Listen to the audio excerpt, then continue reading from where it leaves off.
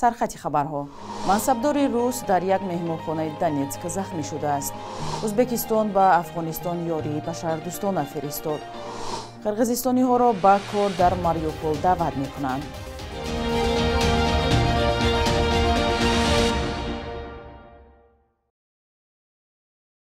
рӯз ба хайр, бинандаҳои азиз, умедворам хубед. навиди бомдодиро бо охирин хабару гузоришҳо тақдиматон мекунем.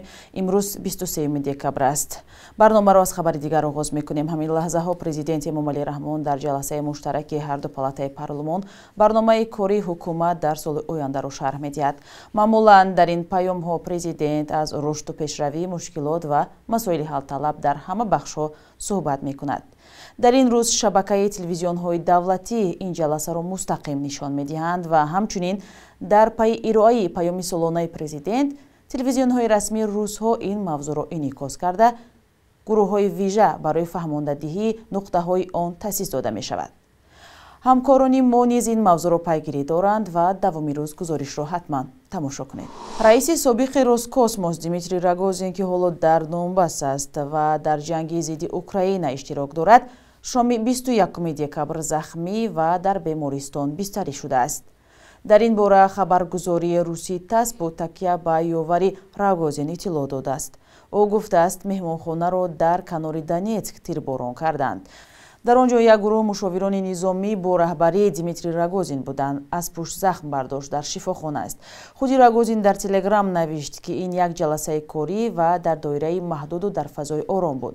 саҳифаи База дар телеграм навиштааст, Рогозин ҳангоми тирборон кардани тарабхонаи Шешбеш дар Донецк, ки дар он зодрӯз таҷлил мекард, маҷрӯҳ шуд. дар умум ҳангоми тирпаронии тарабхона 2 нафар кушта, 5 каси дигар захмӣ шуданд. Дмитрий Рогозин яке аз мансабдороneст, ки бо баёнияҳои зидди муҳоҷирон маъруф аст.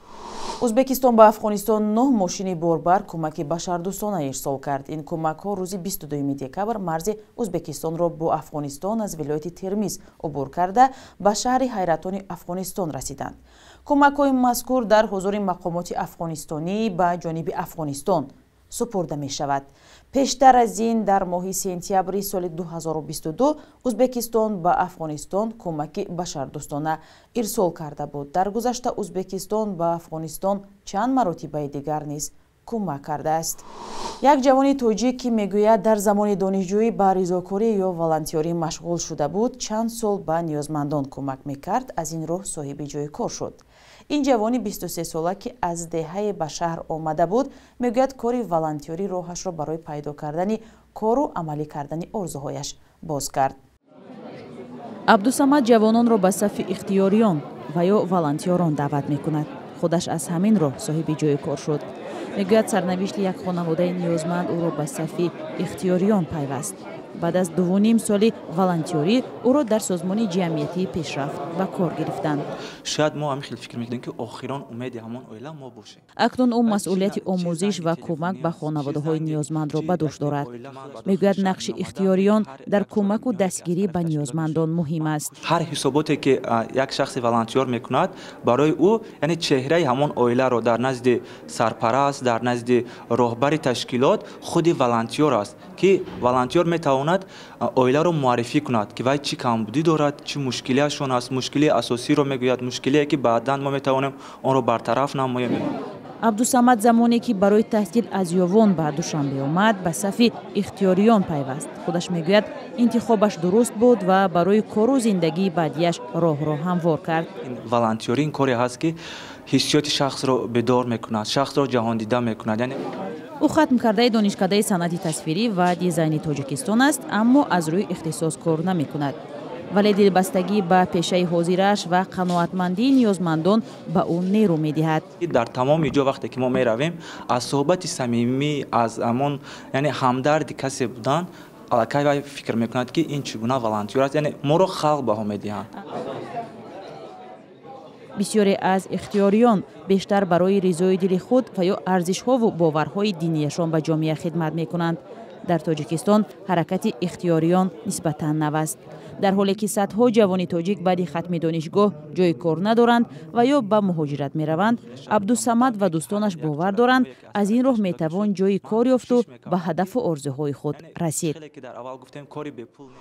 дар телеграм каналҳое ки муҳоҷирони корӣ бештар онҷо муошират мекунанд хабарҳо дар бораи амн будани шаҳри Мариупол ва ҷойҳои корӣ холӣ дар он нашр мешавад. Дар эълонҳои ҷойи кор дар Мариупол моҳона дар ҳаҷми аз 80 то 100 000 рубл ваъда дода мешавад. Ҳамчунин гуфта мешавад ки кормандон бо ҷойи хоб, либос ва ғизо таъмин хоҳанд шуд. Аз хабарҳои рӯзҳои охир маълум аст ки муҳоҷирони кории қирғиз низ ба корҳои барқарорсозии Мариуполи Украина ҷалб мешаванд. Ин шаҳри Украина аз сӯи нерӯҳои Русия ишғол шудааст. Бахши қирғизии Радиои Озодӣ бо яке аз рақамҳои дардшуда дар эълонҳо тамос гирифт. Тавре маълум шуд ҳатто дар Бишкек ҳам шахсоне буданд ки одамонро барои кор ба Мариупол ҷалб мекунанд. Онҳое ки эълонҳоро нашр мекунанд мегӯянд сокинони Бишкекро асосан аз Қазоқистон ба корҳои барқарорсозии Мариупол мефиристанд. Як оҷонсии шуғл дар Қазоқистон ҳам тавассути интернет қазоқистониҳоро барои барқарорсозии шаҳри Мариуполи Украина даъват мекунад. Пештар чандин муҳоҷири тоҷик ҳам гуфтанд онҳоро бо ваъдаи маоши хуб ба Мариупол бурданд, аммо корфармоён ваъдахилофӣ карданд. Темур Раҳимов, паҳлавони маъруфи тоҷик, дар мусобиқаи байналмилалии устодони ҷудо Иерусалим Мастерс 2022 ки шаби 22 декабр дар Исроил ба поён расид, медали нуқра ба даст овард. Зимнан ӯ аввалин варзишгар аз Тоҷикистон аст, ки дар ин мусобиқаи пурнуфуз соҳиби медал гардид. Темур Раҳимови 25 сола, ки дар радабандии ҷаҳонии ҷудо дар вазни беш аз 100 кило дар ҷои аввал аст, дар мусобиқаи Иерусалим Мастерс 2022 ба рақобат аз даври дуюм пардохт. Вай Ричард Сипоҷи 21 соларо аз Маҷористон шикаст дод. Дар даври сеюм ба Рӯшанги Кокаури 30 сола аз Озарбойҷон дастболо шуд. Паҳлавони тоҷик дар даври ниманиҳоӣ Алишер Юсупови 24 солаи ӯзбекистониро мағлуб карда ба финал роҳ ёфт. Вале Темур дар финал аз Тацуру Сайтон 20 солаи ҷопонӣ барандаи медали нуқраи қаҳрамонии ҷаҳон 2022 дар Тошканд шикаст хӯрд. Ба Сайтон медали тилло ва ба Раҳимов медали нуқра тақдим гардид. Бахши якрӯзи таърих тақдиматон мешавад ки муҳимтарин таҳаввулоти таърихи 23 декабрро фаро мегирад.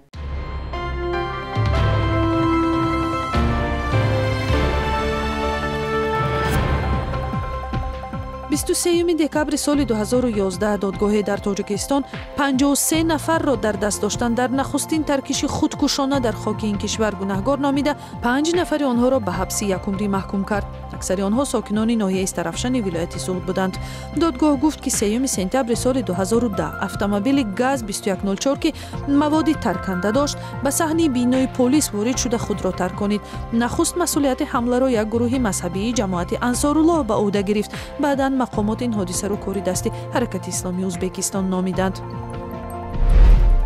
23 декабри соли 2012 Саид Ҷаъфар Усмонзода дар анҷумани ғайри навбатӣ раиси ҳизби демократии Тоҷикистон шуд. ӯ ки раҳбарии ҳизби аз ҷониби ҳукумат саркӯбшударо ба ӯҳда гирифт, интиқодҳо аз як одами ҳукумат буданашро ҳамеша рад карда гуфтааст ки дар кору фаъолияташ мустақил будааст. Дар фазои маҳдудшудаи сиёсӣ ӯ ҳоло яке аз камтарин сиёсатмадороneст ки мавқеи интиқодии худ ба қарору пешниҳодҳои ҳукуматро ҳифз карда ба ҳайси узви парлумон бархи ташаббусҳои ҳукуматро ба чолиш мекашад. 23 декабри соли 2019 Раҳматулло Зоиров, раиси ҳизби социал-демократии Тоҷикистон, баъд аз муроҷиати бепосухаш ба президенти Эмомалӣ Раҳмон аз додгоҳи қонуни асосии кишвар хост ки Гараопулиро барои номзадҳои интихоботи парлумонӣ бекор кунад. Гараопули ширкат дар интихобот ки дар сурати мағлуб шудани номзад ба ӯ барнамегардад, монеаи ҷиддии ширкати доираи васеи довталабон дар интихобот дониста мешавад. Мақомот ҳеҷ гоҳ ин дархостро қонеъ накарданд. чанд рӯзи ахир поёнравии беисти хурби рубли русӣ дар баробари сомонӣ идома дорад ва бар асоси нишондоди Бонки Миллӣ имрӯз 1000 рубли русӣ ба 142 сомонию 50 дирам иваз мешавад. аммо мубодилаи рубли русӣ ба сомонӣ дар бонкҳои тиҷоратӣ аз 139 сомонӣ ҳам поён рафтааст.